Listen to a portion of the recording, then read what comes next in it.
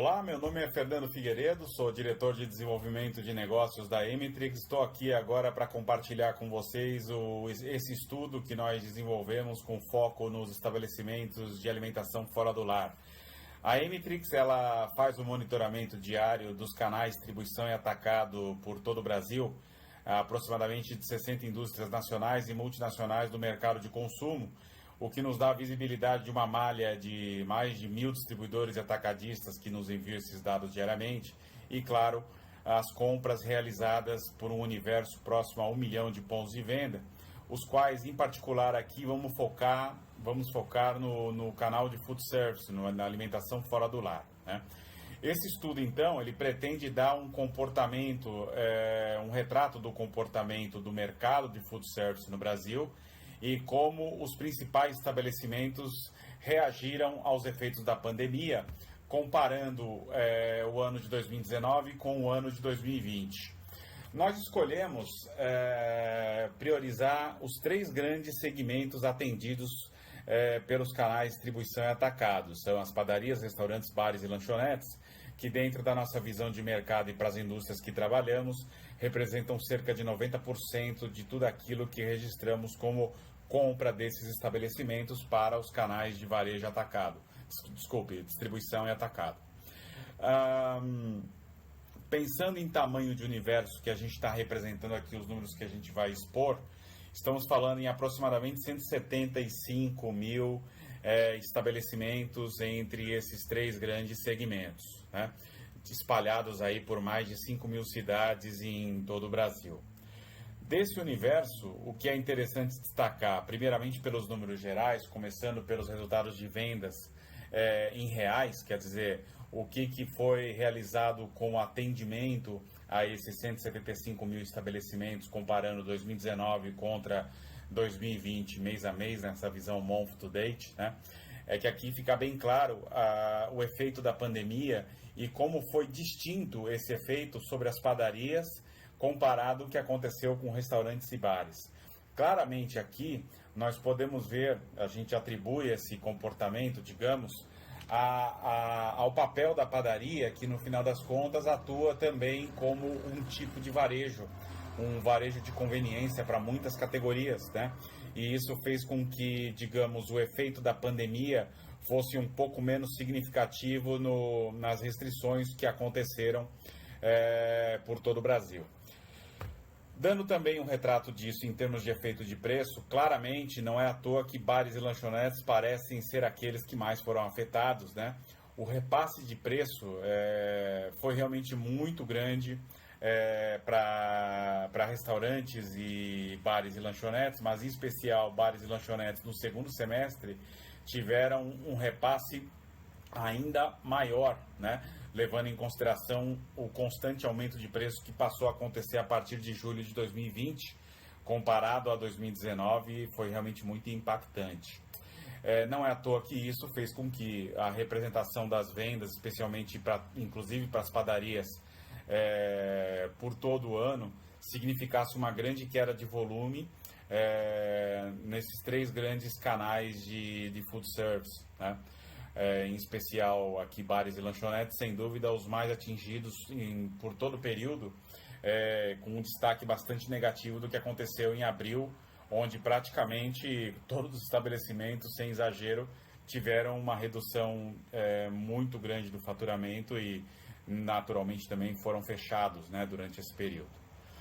Analisando isso em termos de números, nós podemos ver mais claramente o total de compradores ativos e o que refletiu diretamente nessa questão anterior do volume, né?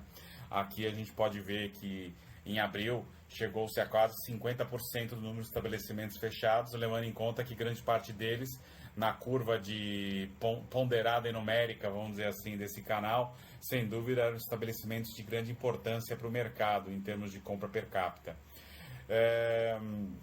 E também é interessante destacar a recuperação, que apesar do ticket médio ser sempre um ticket médio muito mais reduzido do que no ano passado, na compra por estabelecimento, o número de estabelecimentos foi reabrindo a ponto de chegarmos no final do ano com um número muito próximo à realidade do mercado como um todo, né? Quer dizer, comparando com o ano passado, praticamente no final do ano, um percentual muito grande dos estabelecimentos que havia fechado reabriu, né?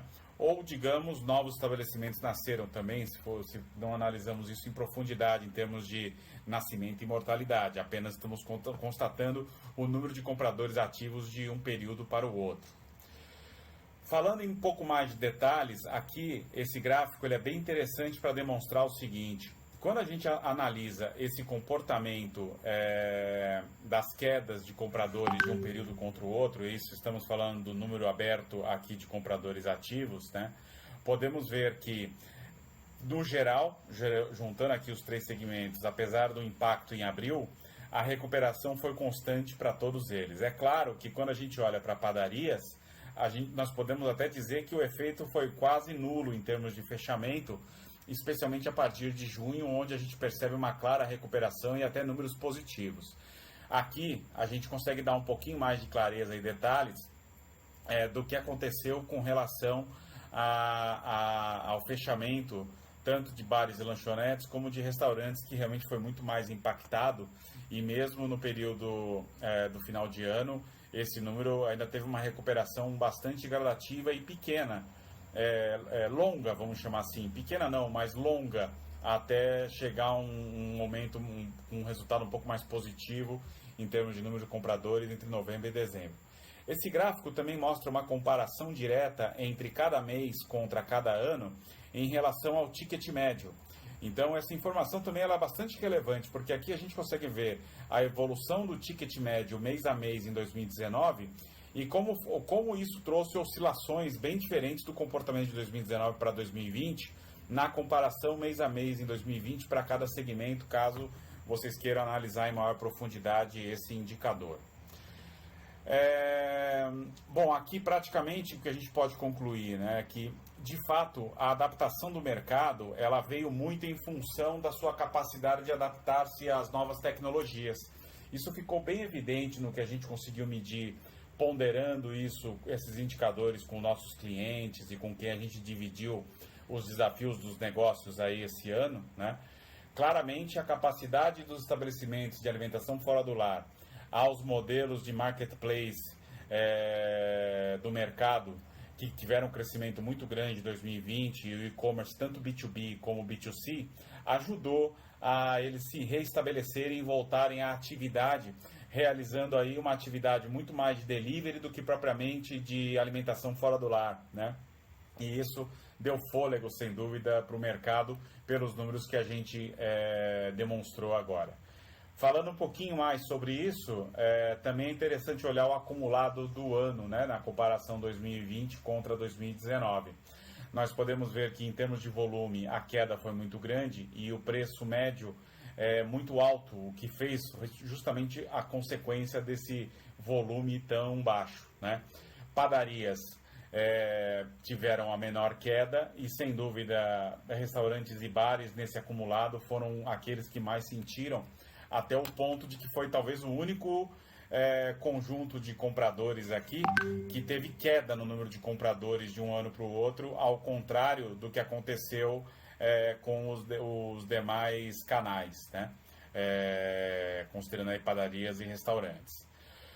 Fazendo aqui agora uma análise também focando por região e dando aqui um tamanho do universo de cada uma dessas regiões, nós fizemos um mapa, primeiramente do Brasil, mostrando como foi o resultado do Brasil de vendas em reais, volume de vendas, preço médio e o total de compradores, para depois mergulharmos isso também por região. E aqui nós podemos ver que no Sudeste, talvez a região mais importante do país, especialmente a alimentação fora do lar e também para o varejo no geral, né? Aqui realmente representou um choque muito grande de perda de volume, justamente em função do aumento do preço médio, como talvez principal fator aí que contribuiu para essa redução da demanda, além de, claro, as restrições que aconteceram em função da Covid-19. No Nordeste, nós podemos ver um resultado um pouco menos ruim, vamos chamar assim. Até diria que, de certa maneira, um resultado até que positivo, pensando que a queda do volume foi muito menor do que no Sudeste. Claramente, eu acho que a gente pode fazer uma correlação aqui com a forma como no Nordeste a maioria dos grandes centros teve menor restrição em relação ao fechamento de estabelecimentos, né? No Sul, onde também houve um grande impacto nesse sentido em função da Covid-19, sendo a terceira região mais importante do país aqui, na verdade, o Nordeste e Sul rivalizaram bastante em 2020 quanto a quem seria a segunda maior região em termos de importância de mercado, né? E a queda foi muito grande em termos de venda, porque lá os efeitos de aumento de preço foram muito mais significativos pelas nossas medições, né? Isso, claro, levando em conta as demais regiões aqui, nós apresentamos também o resultado do Norte e do Centro-Oeste. Nessa visão acumulada não é possível ver claramente aqui os efeitos sobre o que aconteceu no final do ano agora, especialmente em relação ao aumento da crise da Covid na região Norte, né? Mas isso a gente até consegue ver um pouquinho mais para frente em maiores detalhes. Então, concluindo essas três grandes regiões aqui, a gente resume para vocês quais foram os principais pontos em termos de destaque nesse material. E falando um pouquinho aqui da análise por faixa populacional, que também é uma medição bastante interessante que a gente faz, o destaque, claro, que a gente vai dar fica para cidades acima de 900 mil habitantes, onde o cenário per capita de número de estabelecimentos versus o número de cidades que não passam de 17, né? Claramente aqui a faixa demográfica que mais foi impactada pelos efeitos da Covid, né? Em termos de representatividade de mercado e tamanho da queda, sem dúvida foi o que mais atormentou tanto as indústrias como também os distribuidores e atacadistas no desafio de manter o resultado desse ano do mercado como um todo de alimentação fora do lar, né? Falando um pouquinho aqui das análises por capitais, ou pelas principais cidades, né? A gente preferiu até optar por dar um cenário das 20 maiores cidades em termos de consumo do Brasil, do que falar das 27 capitais, né? E aqui, claramente, a gente consegue observar algumas situações que a gente pode perceber o quanto o efeito do mercado foi nocivo, né?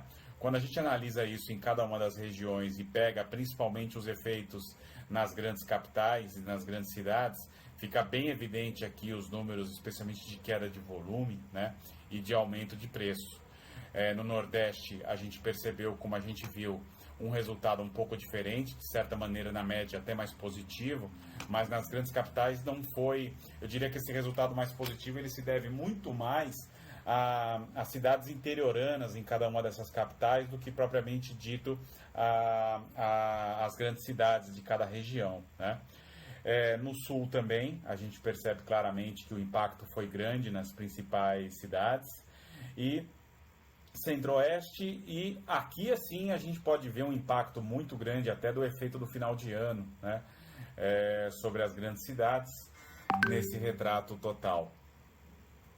Bom, é isso. Espero que vocês tenham gostado. É um material exclusivo para o segmento de food service que a gente preparou e ficamos à disposição aí para qualquer dúvida.